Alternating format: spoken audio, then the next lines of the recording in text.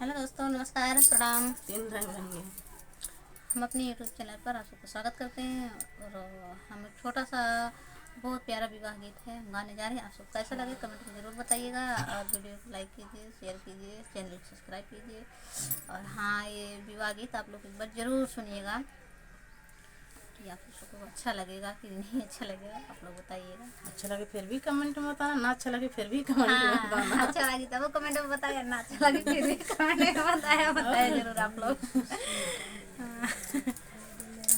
माई हम काहे गोरी सलोनी, दूल्हे काहे सांवर, दूल्हे काहे सांवर हो। माई हम काहे गोरी सलोनी, दूल्हे काहे सांवर, दूल्हे काहे सांवर हो।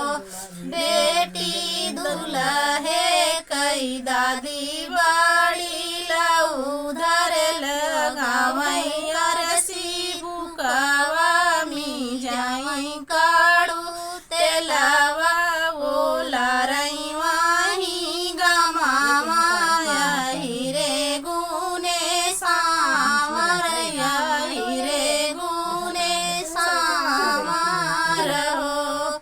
बेटी दूल्हे कई दादी बाड़ी लऊ धर लगावई, अरसी बुकावा मी जाई काड़ू तेलावा ओला रई वाही गमावा, यही रे गुने सांवर, यही रे गुने सांवर हो।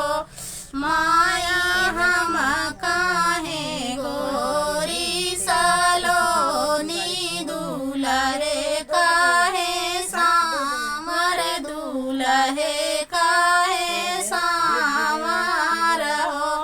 बेटी दूल्हे कई मम्मी बाड़ी लऊ धर लगावई, अरसी बुकावा मी जाई काड़ू तेलावा ओला रई वाही गमावा, यही रे गुने सांवर, यही रे गुने सांवर हो। बेटी दूल्हे कई मम्मी बाड़ी लऊ धर लगावई, अरसी बुकावा मी जाई काड़ू तेलावा ओला रे वाही गमावा, यही रे गुने सांवर, यही रे गुने सांवर हो। माई हम काहे गोरी सलोनी, दूल्हे काहे सांवर, दूल्हे काहे सांवर हो। बेटी दूल्हे कई चाची बाड़ी लऊ धर